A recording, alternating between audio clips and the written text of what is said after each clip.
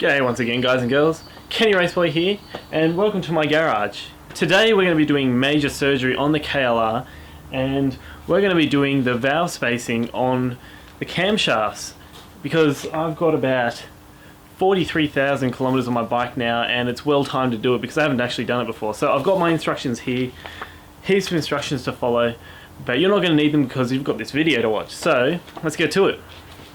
So the first thing we want to do is obviously remove all the fairings from the KLR. So the front fairings and also the side fairings for the saddle. So now that we've gotten all the fairings off the bike, the next major thing we have to do is take off the tank. Before we go about removing the tank, it's a good idea to turn off the petcock valve so you don't lose any petrol. Once you've done that, remove the breather tube and undo the two bolts.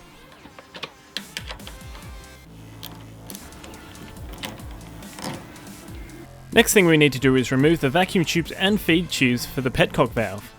Make sure to have a rag on hand so you can clean up any spilt petrol.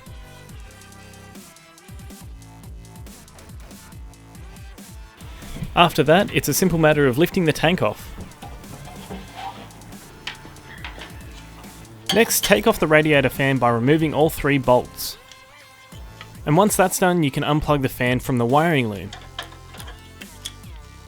And now it's time to work on the engine itself. Start by removing the spark plug lead and also this little connector lead here too. And after that we can proceed to remove the four top end bolts. When you remove these four bolts, make note of which ones belong to the left and which ones belong to the right, because they are different. So pretty much as I've been going along, I've been putting all my bolts separately into these little guys here.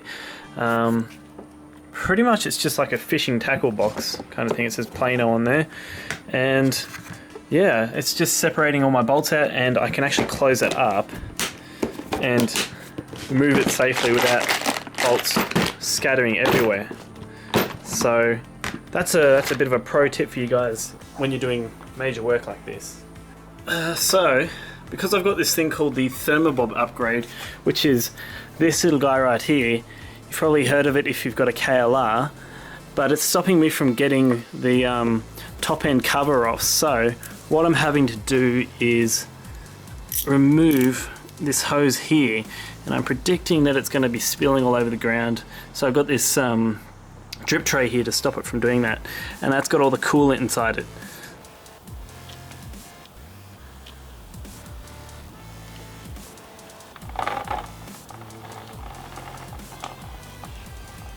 The next thing to come off the bike would be this upper engine mount bolt.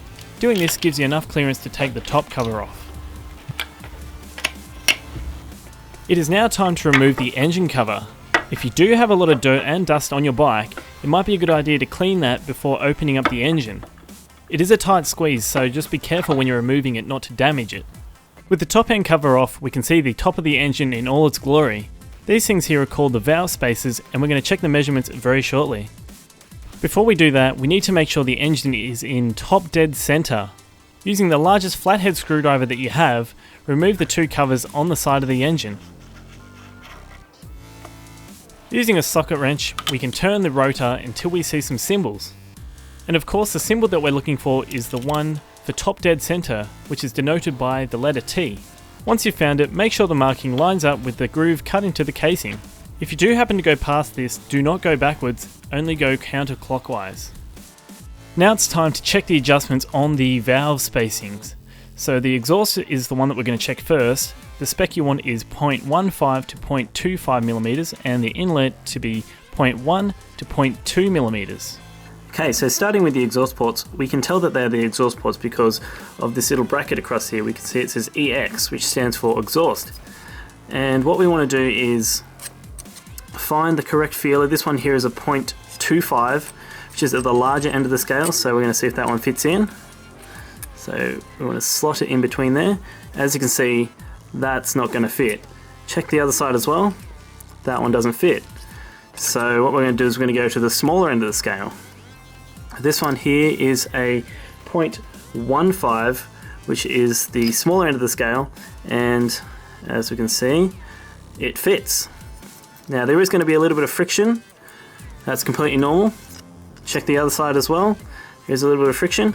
So what we've gotten from that assessment there is that my exhaust ports are in spec.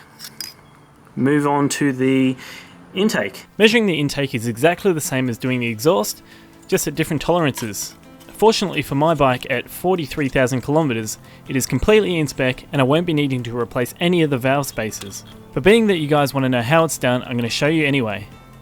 So once you've measured the gap using your gap tool, write down all the values in a little table like this one, making sure to separate inlet from outlet. Go ahead and put this aside for the time being because we'll need this later. Now back at the engine side of things, we can proceed to remove the camshaft caps.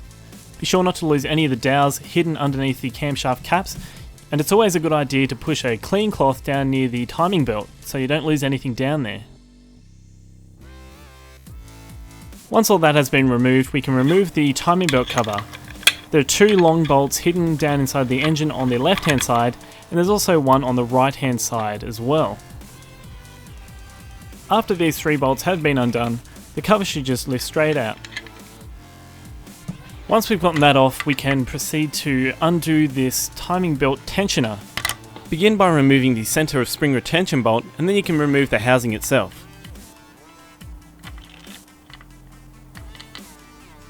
Back topside of the engine again, we can put a zip tie around the timing belt so it doesn't fall inside the engine. It should look a little something like this, and after you've done that we can proceed to remove the cams. Do them each one at a time and be sure not to scratch any of the surfaces.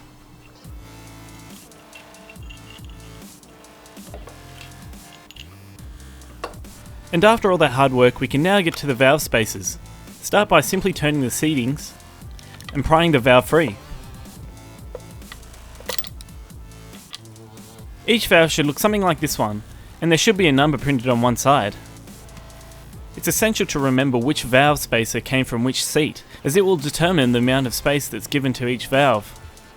Now that we've gotten all the measurements, it's time to calculate what type of valve shim that we need.